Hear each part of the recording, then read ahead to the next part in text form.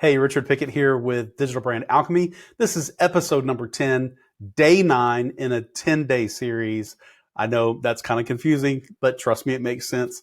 10-part series of the 10 most common mistakes that I see personal brands making online, especially if they're trying to be profitable. So number 9 is not thinking customer. So really, the most important thing in your business, it's not you, it's not me either. Like the most important thing in my business is not me, it's actually you.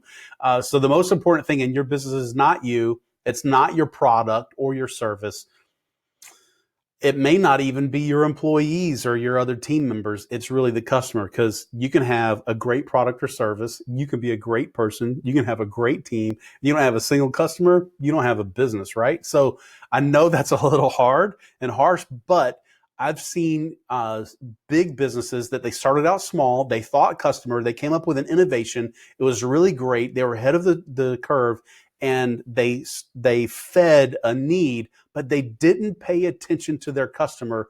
And when their customers shifted to seeing things differently, like developing a different problem, and this solution wasn't needed anymore, overnight they went from a big business to a no business. And that's definitely no fun. So you always have to think customer. Now, when you're first starting, and in the middle, and in the end, or like big end of your business, the best way to think customer is put yourself in their shoes. Always experience things the way that they're experiencing them. Always interview them. Ask them questions. What are their pain points related to the area where you work and you focus? This is where big businesses lose it. They get stuck on, how can I sell more? And how can I manipulate this marketing channel? And how can I grab more market space? But they don't actually think about, how can I make a better product, which would be from what are the problems that my ideal customers are actually having? What are the additional problems they have? And how can I improve my product? I really love Seth Godin for this, because his focus, if you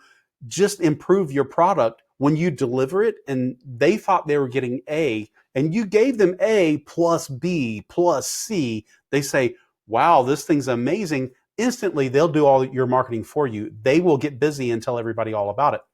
So to avoid this mistake, think about what your customers' real needs are and just stay completely focused on them all the time. Ask them, work with them side by side, spend some time in their shoes, go do their job and see what it's like.